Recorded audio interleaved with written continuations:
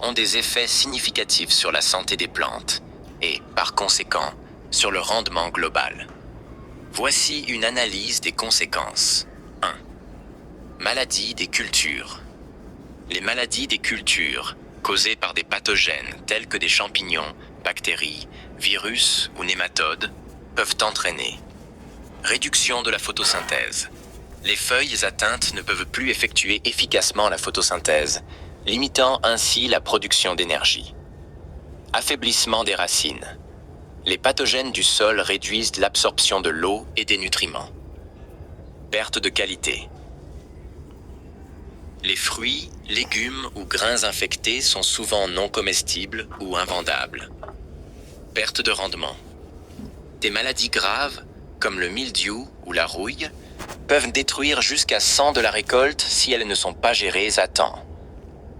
2. Carences en vitamines et nutriments. Les plantes ont besoin de micronutriments, comme le fer, le zinc ou le manganèse, et de vitamines, par exemple B1, B6, C, pour un bon développement. Une carence entraîne croissance réduite. Les plantes restent petites et peu vigoureuses. Feuilles décolorées. Le manque de chlorophylle entraîne un jaunissement ou blanchissement, chlorose. Chute prématurée des fleurs et des fruits, ce qui réduit la productivité. Fragilité accrue.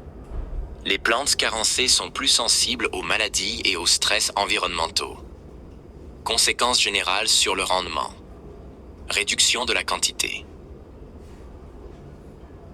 Les cultures malades ou carencées produisent moins de fruits, de grains ou de biomasse.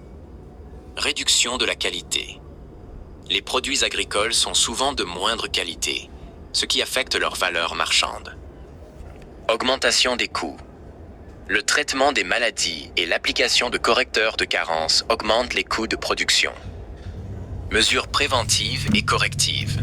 1. Analyse des sols. Identifier les carences pour appliquer des engrais spécifiques. Deuxième choix des variétés résistantes. Utiliser des semences tolérantes aux maladies. Troisième. Rotation des cultures. Réduire la pression des pathogènes dans le sol. Quatrième, traitement phytosanitaire. Appliquer des fongicides, insecticides ou biocontrôles adaptés. Cinquième, suppléments nutritifs. Fournir des engrais foliaires enrichis en micronutriments et vitamines. Un suivi régulier des cultures et des sols permet de limiter ces impacts et d'assurer une production optimale. Si vous souhaitez un diagnostic précis pour vos plantes ou des conseils spécifiques, n'hésitez pas à demander.